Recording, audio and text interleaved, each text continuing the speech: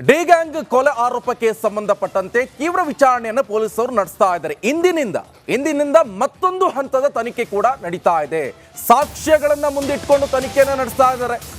ಸಾಕ್ಷಿಗಳನ್ನ ಮುಂದಿಟ್ಟು ಆರೋಪಿಗಳ ವಿಚಾರಣೆಯನ್ನು ನಡೆಸ್ತಾ ಇದ್ದಾರೆ. ಅಸಲಿ ಸತ್ಯ ಹಾಗಾದ್ರೆ ಬಾಯಿ ಬಿಡ್ತಾರ ಆರೋಪಿಗಳು? ಜಪ್ತಿ ಮಾಡಿರುವಂತಹ ಮೊಬೈಲ್ಗಳಲ್ಲಿ ಸ್ಫೋಟಕ ಮಾಹಿತಿ ಕೂಡ ಲಭ್ಯವಾಗಿದೆ. ದರ್ಶನ್ ವಿರುದ್ಧ ಮತ್ತಷ್ಟು ಸಾಕ್ಷಿಗಳು ಪತ್ತೆಯಾಗಿದೆ. ನೋಡಿ, ಇಂದು ಸ್ಥಳ ಮಹಾಜರು ವೇಳೆ ಮತ್ತಷ್ಟು ಸಾಕ್ಷ್ಯ ಪತ್ತೆಯಾಗುವಂತ ಸಾಧ್ಯತೆ ಇದೆ. ಈಗಾಗಲೇ ಎಲ್ಲ ಆರೋಪಿಗಳ ಮೊಬೈಲ್ಗಳನ್ನ ಸೀಸ್ ಮಾಡಿದ್ದಾರೆ ಪೊಲೀಸರು. ಈ ಸಂದರ್ಭದಲ್ಲಿ ಮತ್ತಷ್ಟು ಸಾಕ್ಷಿಗಳು ಪತ್ತೆಯಾಗುವಂತಹ ಸಾಧ್ಯತೆ ಇರುವಂಥದ್ದು. ದರ್ಶನ್ ವಿರುದ್ಧ ಮತ್ತಷ್ಟು ಸಾಕ್ಷಿಗಳು ಪತ್ತೆಯಾಗ್ತಾನೆ ಹೋಗ್ತಾ ಇದೆ. ಇಂದು ಸ್ಥಳ ಮಹಾಜರು ವೇಳೆ ಮತ್ತಷ್ಟು ಸಾಕ್ಷ್ಯ ಹಾಗಾದ್ರೆ ಸಿಗುತ್ತಾ? ಈ ಬಗ್ಗೆ ಹೆಚ್ಚಿನ ಡೀಟೇಲ್ಸ್ ಅನ್ನು ಕೊಡ್ತಾರೆ ನಮ್ಮ ಪ್ರತಿನಿಧಿ ಮಾದೇಶ್. ನ್ಯೂಸ್ ರೂಮ್ ನಿಂದ ಜಾಯ್ನ್ ಆಗಿದ್ದಾರೆ. ಮಾದೇಶ್, ಸದ್ಯ ಈಗಾಗಲೇ ಪೊಲೀಸರು ಮೊಬೈಲ್ಗಳನ್ನು ಕೂಡ ಸೀಸ್ ಮಾಡಿದ್ದಾರೆ. ದರ್ಶನ್ ವಿರುದ್ಧ ಸಾಕ್ಷ್ಯಾಧಾರಗಳು ಕೂಡ ಸಿಗ್ತಾನೆ ಹೋಗ್ತಾ ಇರುವಂತದ್ದು. ಇದ್ರ ಜೊತೆಗೆ ಇವತ್ತು ಸ್ಥಳ ಮಹಾಜರು ಕೂಡ ಇರುವಂತದ್ದು. ಈ ಸಂದರ್ಭದಲ್ಲಿ ಮತ್ತಷ್ಟು ಸಾಕ್ಷಿಗಳು ಸಿಗ್ತಾ ಹೋಗ್ತಾವೆ ಅನ್ನುವಂಥದ್ದು ಸದ್ಯದ ಮಾಹಿತಿ ಸಿಗ್ತಾ ಇರುವಂಥದ್ದು. ಸದ್ಯ ಏನಾಗ್ತಿದೆ ಬೆಳವಣಿಗೆ ಅಂತ? ನಿಕೇಶ್, ಖಂಡಿತವಾಗ್ಲೂ ಕೂಡ ಈಗಾಗಲೇ ರೇಣುಕಾಸ್ವಾಮಿ ಕೊಲೆ ಪ್ರಕರಣದಲ್ಲಿ ದರ್ಶನ್ ಮತ್ತೆ ಗ್ಯಾಂಗ್ ಎಲ್ಲ ಏನೆಲ್ಲ ಆಗಿದೆ ಅನ್ನೋದಕ್ಕೆ ಸಂಬಂಧಪಟ್ಟಂತೆ ಪೊಲೀಸರು ಕೂಡ ತನಿಖೆಯನ್ನು ನಡೆಸುವಂತ ಕೆಲಸನ ಮಾಡ್ತಿದ್ದಾರೆ. ಜೊತೆಗೆ ತನಿಖೆ ವೇಳೆ ಸಾಕಷ್ಟು ಎವಿಡೆನ್ಸ್ಗಳಾಗಿರ್ಬೋದು, ಜೊತೆಗೆ ಆರೋಪಿಗಳು ಬಾಯ್ಬಿಟ್ಟಿರುವಂತಹ ಒಂದಷ್ಟು ವಿಚಾರಗಳು ಕೂಡ ಪತ್ತೆಯಾಗಿದೆ. ಅದನ್ನೆಲ್ಲವನ್ನು ಕೂಡ ಪೊಲೀಸರು ಈಗಾಗಲೇ ದಾಖಲು ಮಾಡಿಕೊಳ್ಳುವಂತ ಕೆಲಸನ ಮಾಡಿದ್ದಾರೆ. ಜೊತೆಗೆ ಇದರಲ್ಲಿ ಮೊಬೈಲ್ಗಳನ್ನ ಪರಿಶೀಲನೆ ಮಾಡಿದಂತ ಸಂದರ್ಭದಲ್ಲಿ ಒಂದಷ್ಟು ಸ್ಫೋಟಕ ವಿಚಾರಗಳು ಗೊತ್ತಾಗಿದೆ. ಅಂದ್ರೆ ಈಗಾಗಲೇ ದರ್ಶನ್ ಪೊಲೀಸರು ವಿಚಾರಣೆ ಮಾಡಿದಾಗೆಲ್ಲೂ ಕೂಡ ನಾನು ಇದರಲ್ಲಿ ಏನು ಹೇಳಿಲ್ಲ, ಅವ್ರಿಗೆ ಕೊಲೆ ಮಾಡೋದಕ್ಕೆ ಹೇಳಿಲ್ಲ, ಜಸ್ಟ್ ಎದುರಿಸಕ್ಕೆ ಹೇಳಿದ್ದೆ ಅನ್ನುವಂತ ಉತ್ತರವನ್ನ ಪೊಲೀಸರಿಗೆ ಕೊಡ್ತಿದ್ದ. ಆದ್ರೆ ಅದಕ್ಕೆ ಸಂಬಂಧಪಟ್ಟಂತೆ ತನಿಖೆ ನಡೆಸಿದಂತ ಸಂದರ್ಭದಲ್ಲಿ ಒಂದಷ್ಟು ಎವಿಡೆನ್ಸ್ ಗಳು ಇರ್ತಾವಲ್ಲ, ಟೆಕ್ನಿಕಲ್ ಎವಿಡೆನ್ಸ್ ಗಳನ್ನ ಪರಿಶೀಲನೆ ಮಾಡಿದಂತ ಸಂದರ್ಭದಲ್ಲಿ ದರ್ಶನ್ ವಿರೋಧವಾಗಿ ನಡಿ ಈಗ ಶುರು ಮಾಡೋಣ.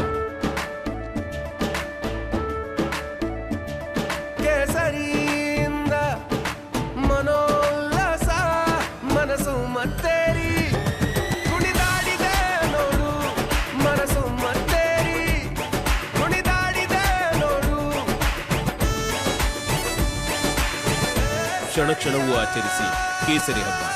ವಿಮಲ್ ಬಾಯಲ್ಲಿ ಹೇಳಿ ಕೇಸರಿ. ಅಂದ್ರೆ ದರ್ಶನ್ ವಿರುದ್ಧವಾಗಿ ಸಾಕಷ್ಟು ವಿಚಾರಗಳು ಪತ್ತೆ ಆಗ್ತಿದೆ. ಅದರಲ್ಲೂ ಕೂಡ ಈಗಾಗಲೇ 10 ಮೊಬೈಲ್ಗಳನ್ನ ವಶಪಡೆದು ಆರೋಪಿಗಳ ಮೊಬೈಲ್ಗಳನ್ನ ಪರಿಶೀಲನೆ ಮಾಡುವಂತ ಕೆಲಸವನ್ನ ಪೊಲೀಸರು ಮಾಡಿದ್ರು. ಈ ವೇಳೆ ದರ್ಶನ್ ವಿಚಾರವಾಗಿ ಒಂದಷ್ಟು ಎವಿಡೆನ್ಸ್ಗಳು ಕೂಡ ಸಿಕ್ಕಿದೆ. ಜೊತೆಗೆ ಸ್ಪಾಟ್ ಮರ್ಜರ್ ಪ್ರಕ್ರಿಯೆಯನ್ನು ಕೂಡ ಮುಗಿಸುವಂತ ಕೆಲಸ ಮಾಡಿದ್ರು. ಜೊತೆಗೆ ಆ ಶೆಡ್ ನಲ್ಲಿ ಒಂದಷ್ಟು CCTV ಇತ್ತು. ಆ ಒಂದು CCTVಗಳನ್ನು ಕೂಡ ಪರಿಶೀಲನೆ ಮಾಡುವಂತ ಕೆಲಸವನ್ನ ಪೊಲೀಸರು ಮಾಡಿದ್ರು. ಈ ವೇಳೆ ದರ್ಶನ್ ವಿರುದ್ಧ ಒಂದಷ್ಟು ಸಾಕ್ಷ್ಯಗಳು ಪತ್ತೆಯಾಗಿದೆ.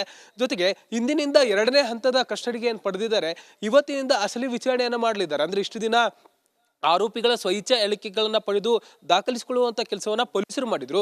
ಇವತ್ತಿನಿಂದ ಈವರೆಗೂ ಕೂಡ ಏನೆಲ್ಲ ಪತ್ತೆ ಆಗಿದೆ, ಜೊತೆಗೆ ಯಾರ್ಯಾರ ಮಧ್ಯೆ ಆರೋಪಿಗಳ ಮಧ್ಯೆ ಕಾನ್ವರ್ಸೇಷನ್ ನಡೆದಿದೆ, ಅವೆಲ್ಲದ್ರ ಬಗ್ಗೆ ಮುಂದಿಟ್ಟು ವಿಚಾರಣೆ ಮಾಡುವಂತ ಕೆಲಸ ಮಾಡ್ತಾರೆ.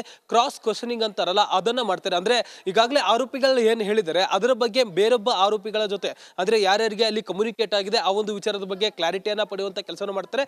ಜೊತೆಗೆ ಇವತ್ತು ಮೈಸೂರಿಗೆ ಕರೆದುಕೊಂಡು ಹೋಗಿ ದರ್ಶನ್ ಸ್ಥಳ ಮಜರು ಕೂಡ ಮಾಡುವಂತ ಸಾಧ್ಯತೆ ಇದೆ. ಯಾಕಂದ್ರೆ ಆತ ಕೊಲೆಯಾದ ನಂತರ ಮೈಸೂರಿಗೆ ಹೋಗಿರ್ತಾನೆ. ಅಲ್ಲಿ ಹೋಗಿದ್ಯಾಕೆ, ನಿಜಕ್ಕೂ ಕೂಡ ಅಲ್ಲೂ ಕೂಡ ಏನಾದರೂ ನಡೆದಿತ್ತಾ ಅನ್ನುವಂಥ ವಿಚಾರದ ಬಗ್ಗೆ ಕೂಡ ಪೊಲೀಸರು ಒಂದಷ್ಟು ತನಿಖೆ ಮಾಡುವಂತ ಕೆಲಸವನ್ನ ಮಾಡಲಿದ್ದಾರೆ.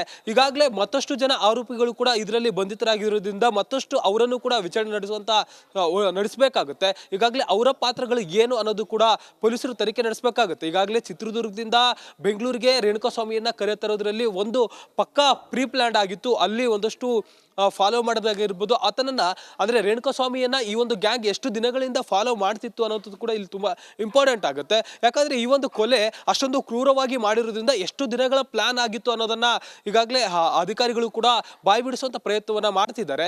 ಜೊತೆಗೆ ಚಿತ್ರದುರ್ಗದ ಒಂದು ಟೀಮ್ ಕೂಡ ಇಲ್ಲಿ ತುಂಬಾ ಇಂಪಾರ್ಟೆಂಟ್ ಆಗಿರುತ್ತೆ. ಯಾಕಂದ್ರೆ ಆತನನ್ನ ಕಿಡ್ನಾಪ್ ಮಾಡ್ಕೊಂಡು ಬರೋದಕ್ಕೆ ಇವರಿಗೆ ಯಾವಾಗ ಸೂಚನೆ ನೀಡಲಾಗಿತ್ತು, ದರ್ಶನ್ ನೇರವಾಗಿ ಸೂಚನೆ ನೀಡಿದ್ರ ಅಥವಾ ದರ್ಶನ್ ಬೇರೊಬ್ಬರ ಮೂಲಕ ಸೂಚನೆ ನೀಡಿದ್ರ? ಈಗಾಗಲೇ ರಾಘವೇಂದ್ರ ಅನ್ನುವಂತ ದರ್ಶನ್ ಅಭಿಮಾನಿ ಸಂಘದ ಅಧ್ಯಕ್ಷ, ಆತನಿಂದ ಈ ಒಂದು ಟೀಮ್ ಆಪರೇಟ್ ಆಗಿರುತ್ತೆ. ಅಂದ್ರೆ ಚಿತ್ರದುರ್ಗದಲ್ಲಿ ಆತನನ್ನ ಕಿಡ್ನಾಪ್ ಮಾಡ್ಕೊಂಡು ಬರೋದು ರಾಘವೇಂದ್ರನಿಂದ ಟೀಮ್ ಆಪರೇಟ್ ಆಗಿರುತ್ತೆ ಅಂತ ಹೇಳಿ ತನಿಖೆ ವೇಳೆ ಗೊತ್ತಾಗಿದೆ. ಈ ಎಲ್ಲಾ ವಿಚಾರಕ್ಕೆ ಸಂಬಂಧಪಟ್ಟಂತೆ ಇವತ್ತು ಈ ಒಂದು ಹಂತದಲ್ಲಿ ಅಂದ್ರೆ 2ನೇ ಬಾರಿಯ ಕಸ್ಟಡಿ ಹಂತದಲ್ಲಿ ಸಾಕಷ್ಟು ತನಿಖೆಗಳು ಕೂಡ ನಡೆಯಲಿದೆ. ಮುಂದಿನ ಹಂತದಲ್ಲಿ ದರ್ಶನ್ ವಿರುದ್ಧ ಸಾಕಷ್ಟು ಸಾಕ್ಷ್ಯಗಳು ಸಿಗುತ್ತೆ. ಮುಂದಿನ ಹಂತದಲ್ಲಿ ಈ ಒಂದು ಕೇಸ್ನಲ್ಲಿ ದರ್ಶನ್ಗೆ ಮತ್ತಷ್ಟು ಕಾನೂನು ಕಂಟಾಕ ಹೆಚ್ಚಾಗುವಂತ ಸಾಧ್ಯತೆ ಇದೆ. Nikesh, okay, thank you Madesh ನಿಮ್ಮೆಲ್ಲ ಮಾಹಿತಿಗೆ.